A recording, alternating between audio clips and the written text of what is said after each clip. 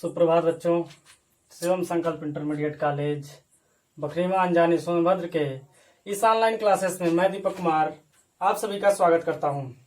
आज हम कक्षा 11 जीव विज्ञान का अध्याय 2 जीव जगत का वर्गीकरण का भाग 3 पढ़ेंगे। इससे पहले हमने भाग 2 तक पढ़ा है। उस भाग 2 में हमने जीवों का वर्गीकरण जो था, 2 वर्गीकरण के बारे में हमने अच्छे से जानकारी ली। सबसे पहला वर्गीकरण था अरस्तु का वर्गीकरण, जिसे जीव विज्ञान का जनक कहा जाता है। अरस्तु के वर्गीकरण को हमने देखा। उसके बाद हमने कैरोलस लिनियस का वर्गीकरण देखा। अरस्तु ने पादप वर्ग को 3 भागों में विभाजित किया था आकार के आधार पर, शाक, झाड़ी तथा पेड़, और जंतुओं को उन्होंने 2 भागों में विभाजित किया था, लाल रक्त की उपस्थिति वाले जंतु और लाल रक्त की अनुपस्थिति वाले जंतु। ठीक है।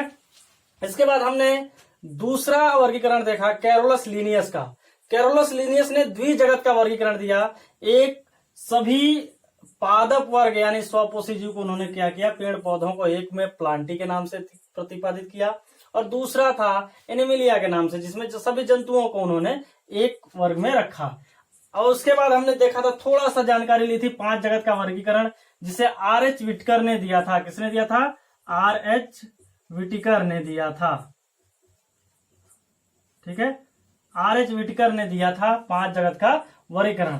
5 जगत के वर्गीकरण में हमने ये देखा था कि 5 जगत होते हैं अलग अलग, Monera, protista, fungi, Plantae, Animalia. यानी इस जगत पे के वर्गीकरण में हम पर्याप्त मात्रा में, या हम सीधे सीधे कह सकते हैं एकदम आसान तरीके से सभी जगतों को अलग अलग वर्गीकृत करके, विभाजित करके वर्गीकरण कर सकते हैं। जिसमें हमने कोशिका का प्रकार, कोशिका भित्ति, केंद्रक झिल्ली, कायिक संरचना, पोषण विधि, प्रजनन विधि, यानी ये सभी की सभी लक्षण इनमें हम आसानी से देख सकते हैं। यानी इनमें से हम आसानी से अलग अलग करके अच्छे से अध्ययन कर सकते हैं। ठीक है, देखते हैं मोनेरा जगत जो है, मोनेरा जगत में कौन सी कोशिका का प्रकार पाया जाता है। कोशिका मुख्यतः 2 प्रकार की होती है, आप जानते ही हैं, प्रोकैरियोटिक कोशिका और यूकैरियोटिक कोशिका। प्रोकैरियोटिक कोशिका जो होती है वो प्रिमिटिव यानी कि पुरानी कोशिका होती है, जिसमें केंद्रक पूर्णतः विकसित नहीं होता है, और यूकैरियोटिक कोशिका में केंद्रक पूर्ण रूप से विकसित होता है। ठीक है, तो प्रोकैरियोटिक कोशिका जो है मोनेरा जगत में प्रोकैरियोटिक कोशिका, प्रोटिस्टा जगत में यूकैरियोटिक कोशिका, फंजाई में यूकैरियोटिक, प्लांटी में यूकैरियोटिक और एनिमिलिया में यूकैरियोटिक कोशिका का प्रकार पाया जाता है। यानी कि इन सभी में हम ये कह सकते हैं कि जो कोशिका है वह पूर्णतः विकसित है। कैसे? इसमें जो केंद्रक है वो पूर्ण रूप से विकसित है, तो कोशिका भी विकसित हुई। यानी कि इसमें जो केंद्रक पाया जाता है, कोशिका का मस्तिष्क जिसे कहा जाता है, वह केंद्रक यूकैरियोटिक कोशिकाओं में पूर्णतः विकसित होता है।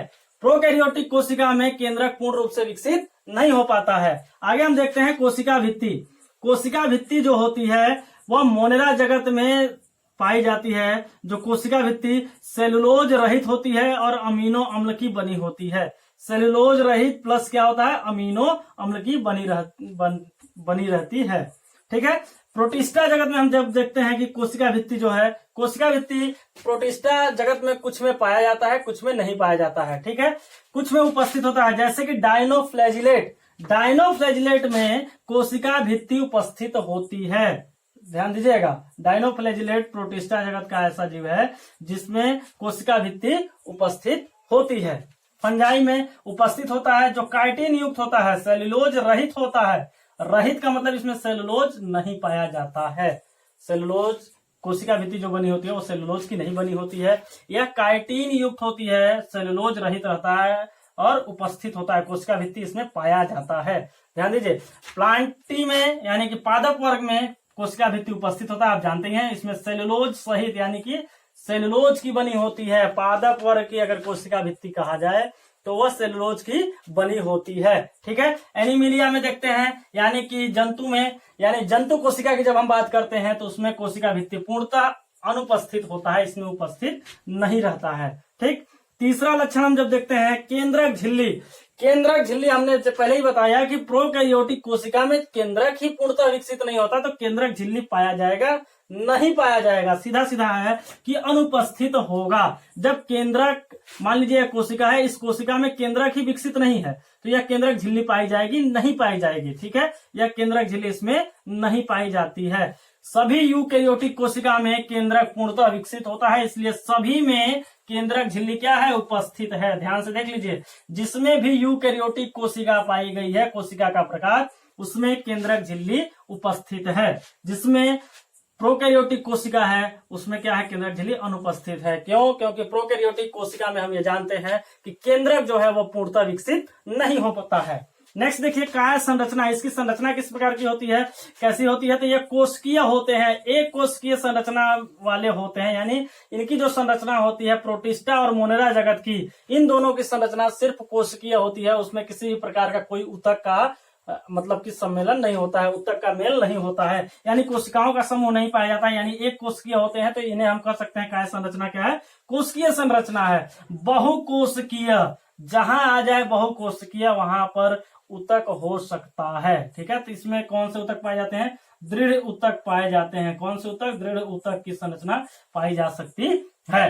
प्लांटी में हम देखते हैं तो ऊतक या अंग तंत्र पाया जाता है। क्यों? क्योंकि इसमें हम कहते हैं कि कोई भी पादप वर्ग जो है, पादप वर्ग हो, प्लांटी हो चाहे एनिमिलिया, दोनों में ऊतक तंत्र और अंग तंत्र पाए जाते हैं। क्यों?